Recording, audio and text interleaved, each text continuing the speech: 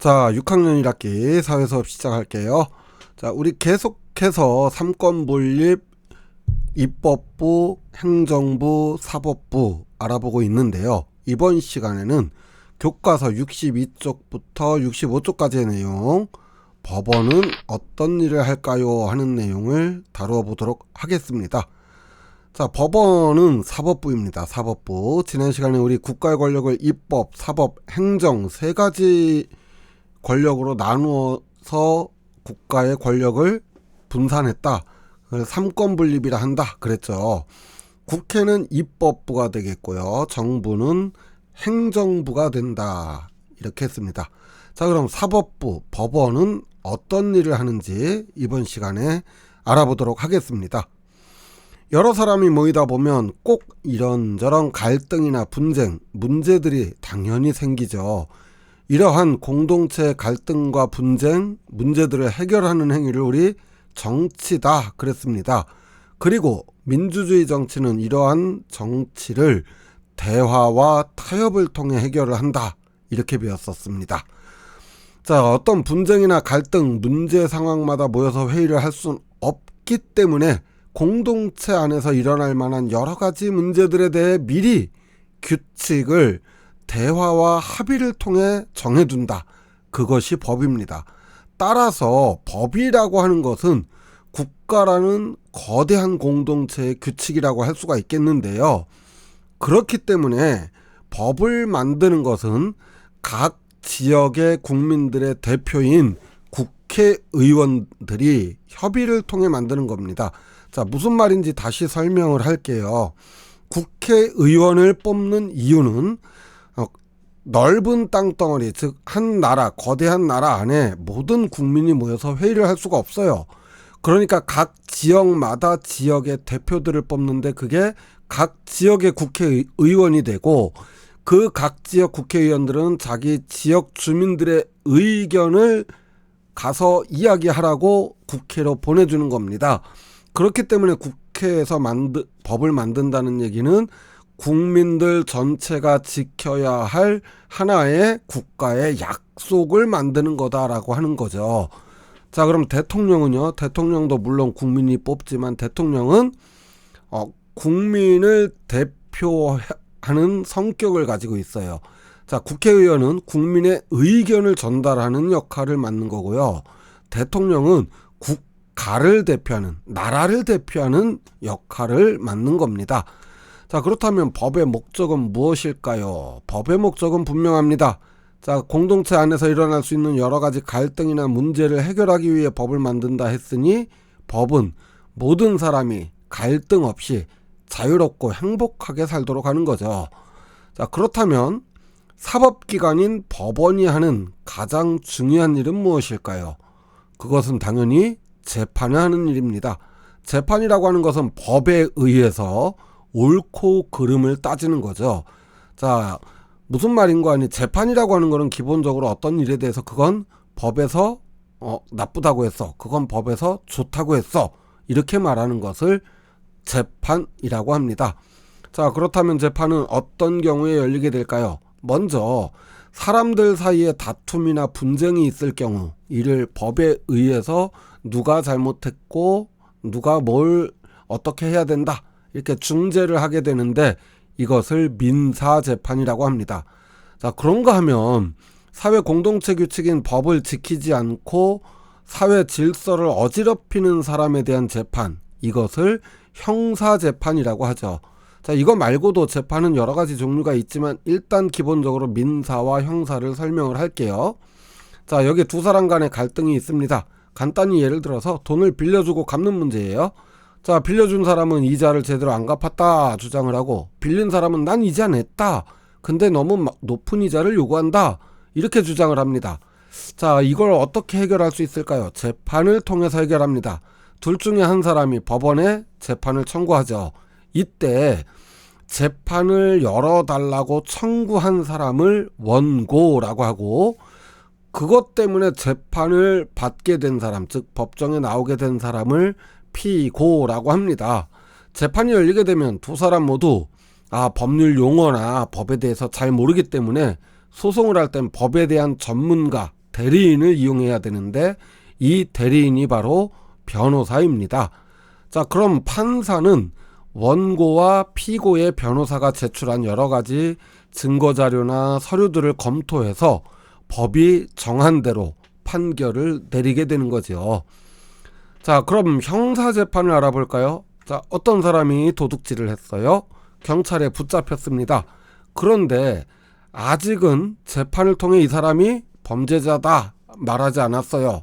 따라서 도둑질을 했다라는 의심을 받았기 때문에 이를 피의자라 하고 재판이 열릴 때는 피고라고 합니다.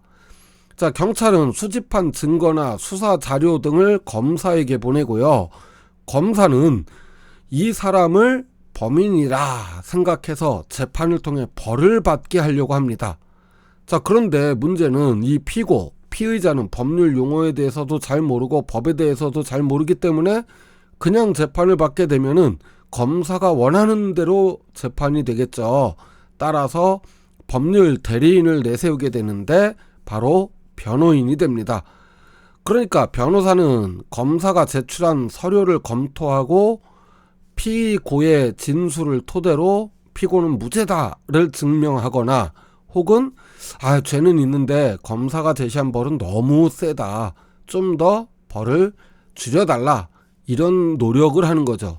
그렇다면 판사는요, 검사와 변호사가 각각 제출한 증거, 서류, 상황 이런 것들을 종합해서 법률에 의해서 판단을 하게 되는 겁니다.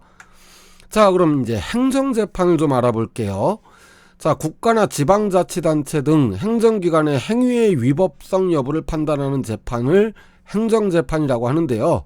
예를 들어 어떤 사람이 장사를 했는데 시청으로부터 영업정지 처분을 받았어요. 자, 그러자 이 장사를 하던 사람은 내가 영업정지를 당할 만큼 나쁜 행위를 한 적은 없다, 시청의 행사가 너무 과하다, 이렇게 생각을 한다면 변호사를 선임해서 법원에 행정소송을 통해 이를 판단해 달라고 할 수 있습니다. 해당 행정기관 역시 변호사를 선임해서 자신들의 행정집행은 부당하지 않았고 적법했다, 법에 어긋나지 않았다, 변론을 하게 되고 법원은 이들이 제출한 증거를 바탕으로 판단하여 판정을 하게 되죠. 자, 그런데 이 행정재판의 경우에는요, 변호사 선임비가 너무 비싸요. 예를 들어서 이 장사하던 사람이 벌금 500만 원을 받았는데 행정재판을 청구를 한다 그랬을 때 변호사비가 500만 원이에요. 만일 이 사람이 원하는 대로 재판이 나왔으면 변호사한테 성공보수라는 걸 또 줘야 돼요. 자, 그러면은 재판을 하나마나 그렇게 큰 이익이 없겠죠. 따라서 이럴 때는 행정재판이 아니라 행정심판, 즉 법원을 거치지 않고 행정기관한테 다시 한 번만 좀 판단을 해봐라, 나 그렇게 잘못하지 않았다, 이렇게 요구하는 걸 행정심판이라고 하고요. 법원에서 열리는 것은 행정재판이라고 합니다. 자, 어떤 경우에는 재판 결과를 인정하지 못하는 사람들도 있어요. 말도 안 된다, 이 재판 무효, 막 이러는 거죠. 자, 그래서 법원은 공정한 재판을 위해 다시 재판할 수 있도록 하는 제도가 있는데, 기본적으로 재판은 각 지방법원에서 열립니다. 그러나 재판 결과를 인정하지 않거나 불공정하다고 여겨진 사람이 항소라는 걸 하게 돼요. 자, 항소가 법원에 의해서 받아들여지게 되면은 고등법원에서 다시 재판을 하고요. 이번에도 난 못마땅해, 다시 해줘요, 이걸 상고라고 합니다. 자, 이렇게 되면 이제 대법원에서 다시 재판을 해요. 그러나 대법원에서 판결이 난 경우는 더 이상 재판을 하지는 않습니다. 이것을 3심 제도라고 해요. 하지만 항상 언제나 항소를 했다, 상고를 했다 이래서 다 받아주는 건 아니에요. 타당한 이유가 없거나 법원이 판단하기에 이걸 굳이 항소할 만한 사유가 못 된다라고 하면은 거부하기도 합니다. 또한 공정한 재판이 이루어지도록 법관이나 법원은 국회나 정부뿐만 아니라 그 누구의 영향이나 간섭을 받지 않고 재판을 할 수 있도록 헌법으로 독립성을 보장하고 있습니다.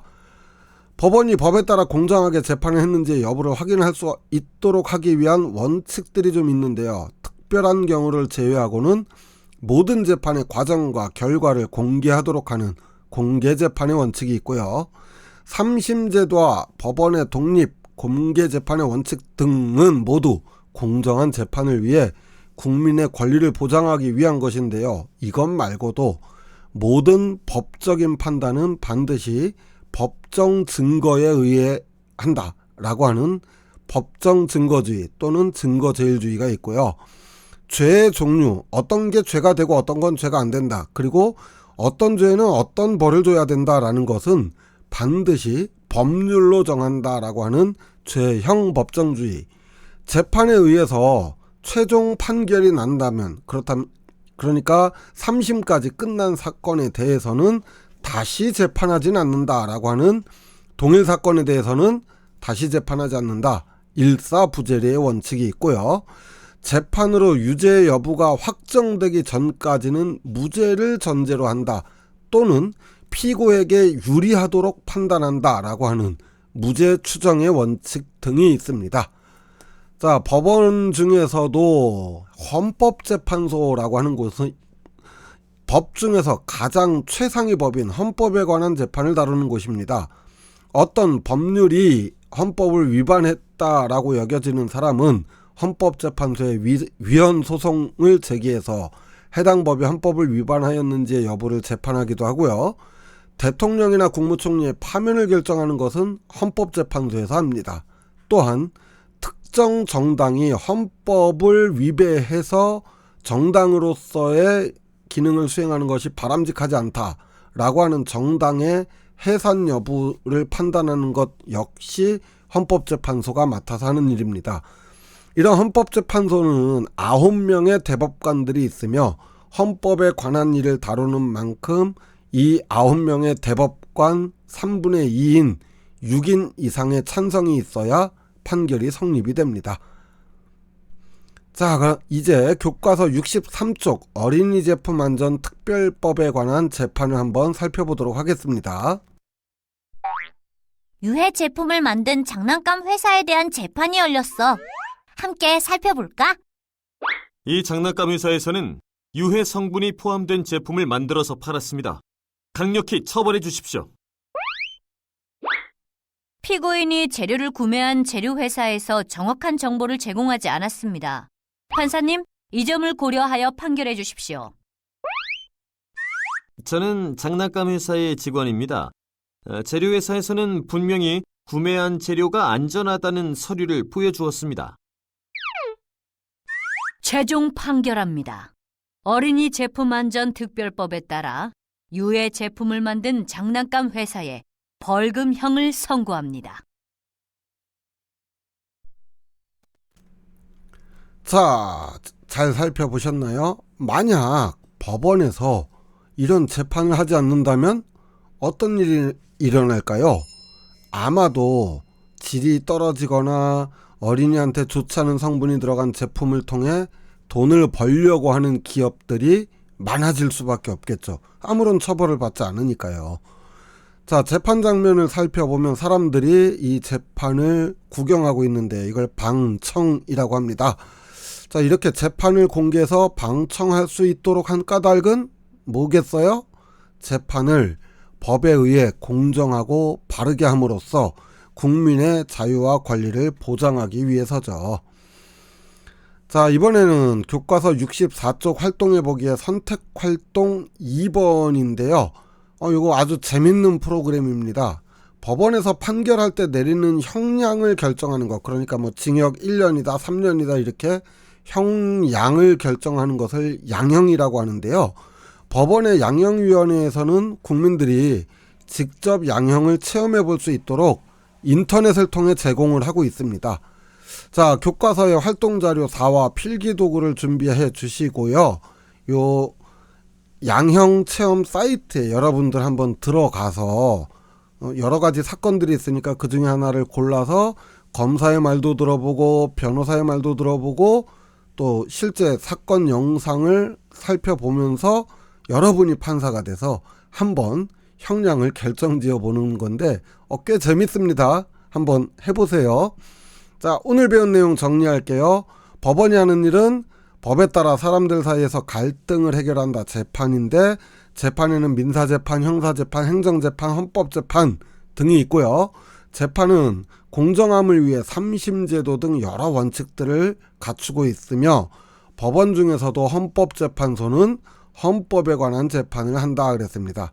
우리 다음 시간에는 그럼 국가의 권력을 이렇게 셋으로 나눈 까닭이 뭘까라는 내용, 너무 뻔한 내용이긴 하지만 교과서 66쪽의 내용을 가지고 수업하도록 할게요. 수고하셨습니다. 안녕.